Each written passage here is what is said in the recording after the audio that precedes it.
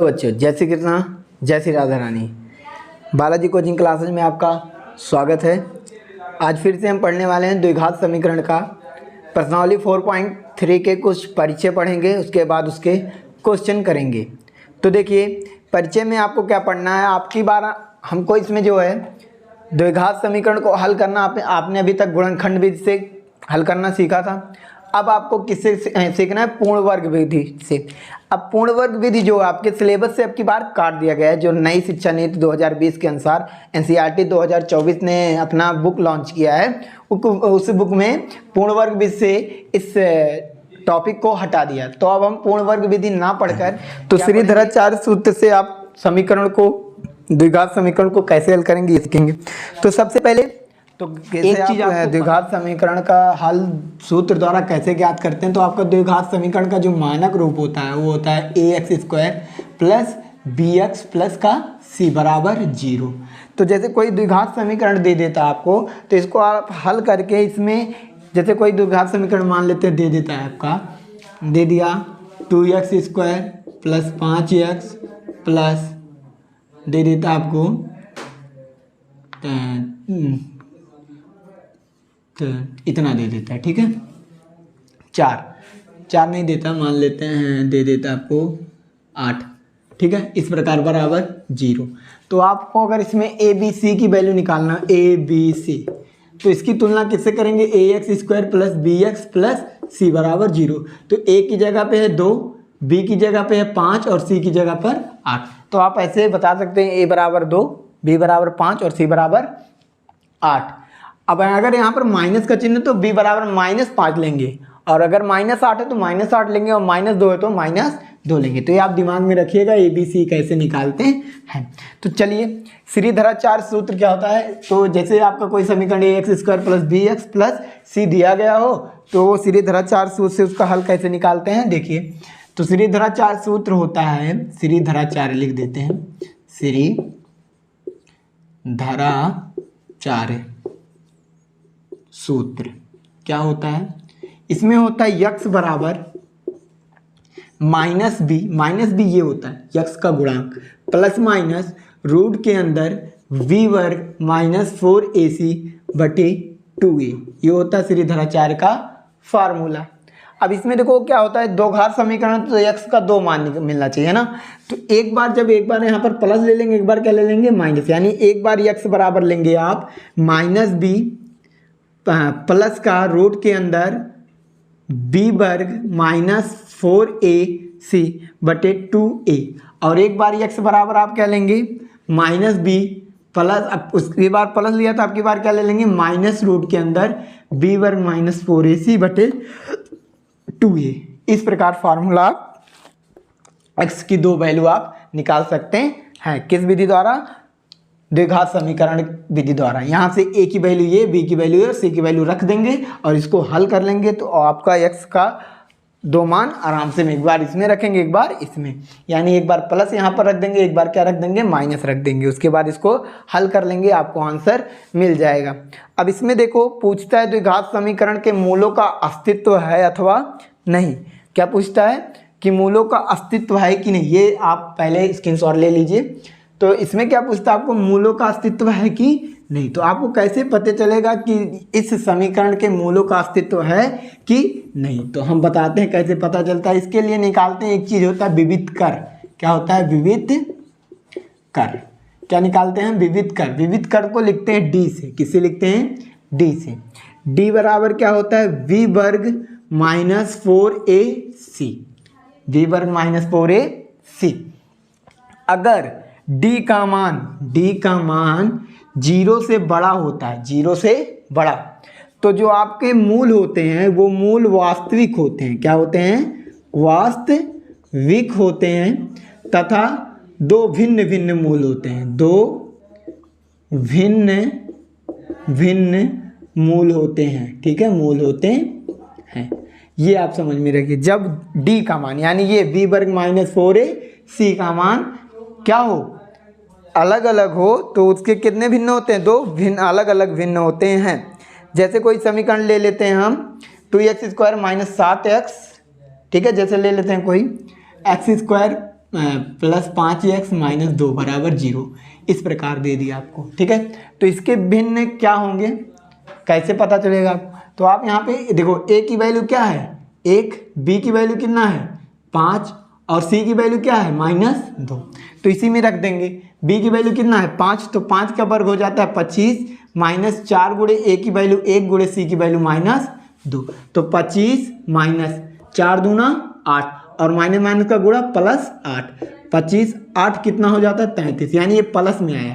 Plus में आने को देखो b वर्ग माइनस 4ac का मान कितना आया प्लस में, यानी d का मान प्लस में आया, यानी 0 से बड़ा आया। 0 से बड़ा आएगा तो इसका मान क्या होगा, इसके मूल वास्तविक होंगे और क्या होंगे, भिन्न भिन्न होंगे। और यदि d का मान 0 के बराबर हो, 0 के क्या हो बराबर, d का मान 0 के बराबर हो, तब भी मूल आपके क्या होंगे, वास्तविक होंगे। क्या होंगे, वास्तविक होंगे और क्या होंगे, बराबर होंगे। क्या होंगे, बराबर होंगे। दिमाग में रखिएगा, जब मोल d बराबर 0 हो तो मोल क्या होंगे, वास्तविक होंगे और बराबर होंगे। अब देखो अगर d का मान लेस देन 0 हो, d का मान 0 से छोटा हो, तो आपका मूल वास्तविक नहीं होंगे, मतलब मूलों का कोई अस्तित्व नहीं होगा। तो यहाँ पे कहेंगे मूल वास्तविक नहीं होते हैं, वास्तविक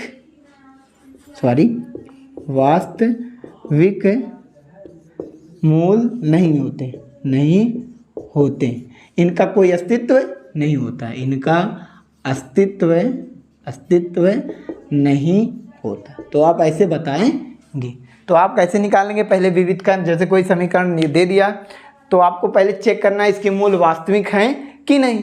तो आप क्या निकालेंगे, वास्तविक चेक करने के लिए विविधकर निकालेंगे, अर्थात d निकालेंगे।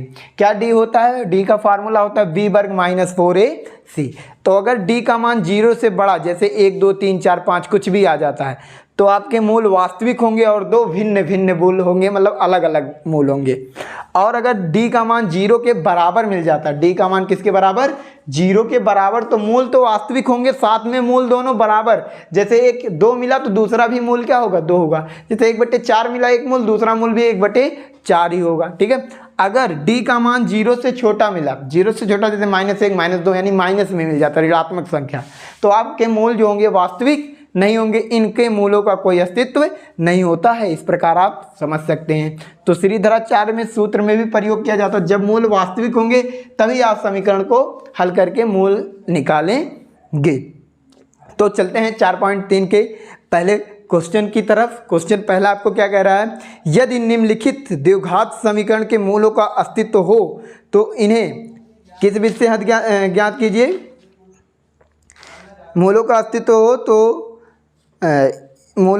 हो तो उन्हें ज्ञात कीजिए। आपको ये क्वेश्चन दे रहा है, तो इसको मिटाते हैं, स्क्रीनशॉट ले लीजिए और क्वेश्चन पर चलते हैं, है ना। तो सबसे पहले क्वेश्चन पे चलते हैं। क्वेश्चन आपको क्या कह रहा है, पहला कि क्वेश्चन कह रहा है निम्न द्विघात समीकरण के मूलों की प्रकृति ज्ञात कीजिए। मतलब मूल की प्रकृति मतलब वास्तविक है कि वास्तविक नहीं है। ठीक है, तो अगर विविधकर का मान 0 से छोटा है तो वास्तविक नहीं है, और 0 के बराबर और बड़ा है तो वास्तविक है।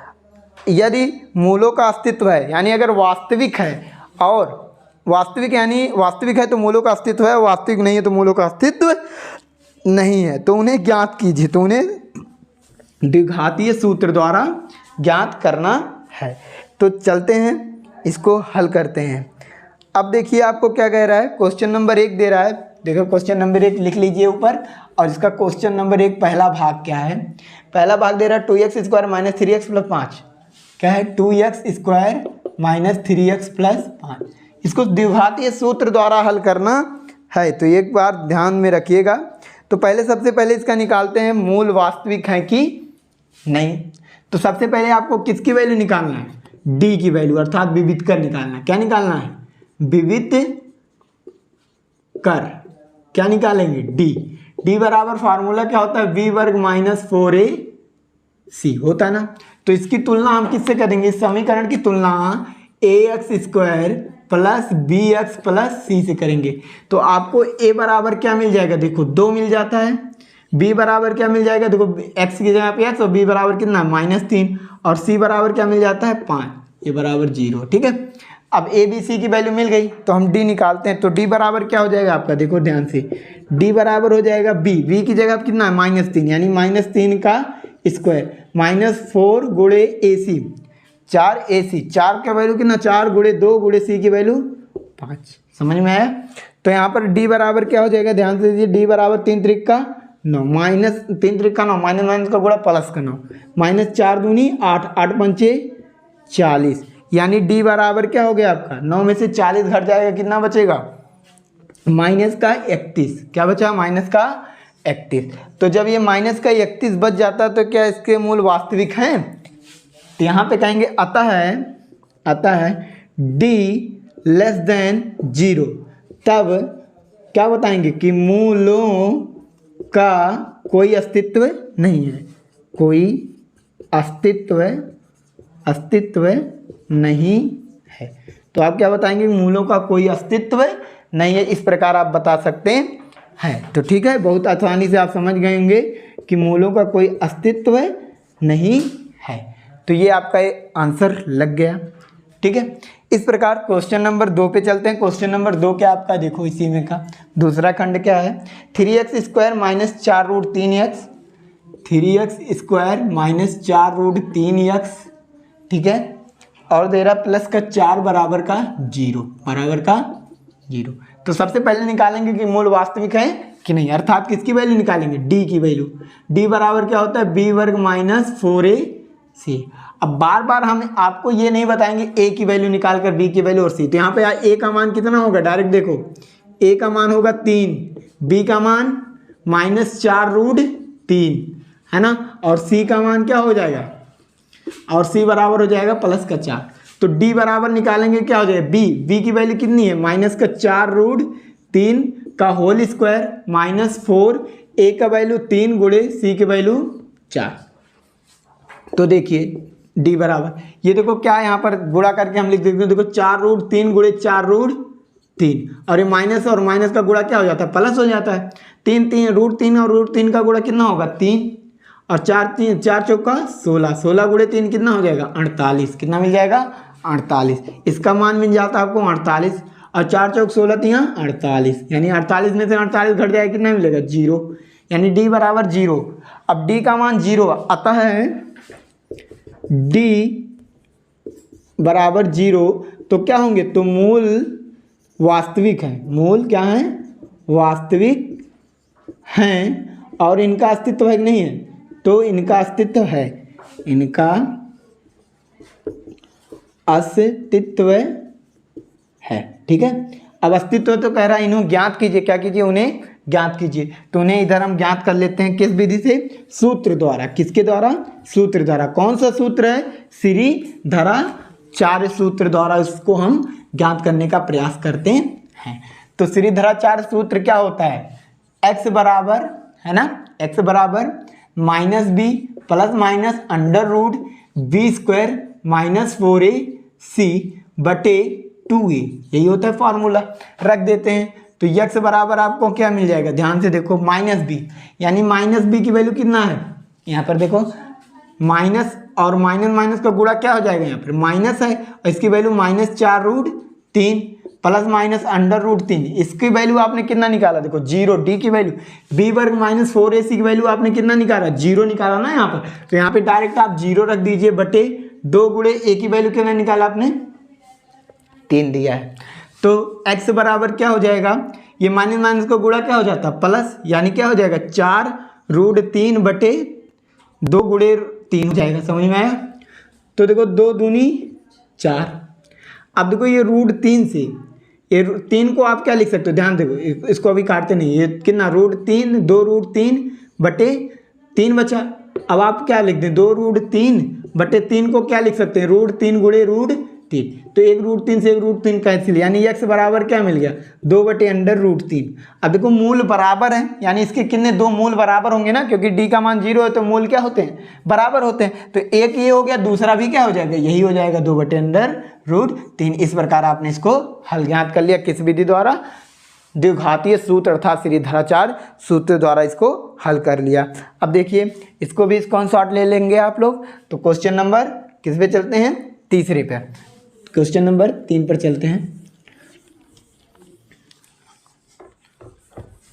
तो क्वेश्चन नंबर 3 आपको क्या कह रहा है,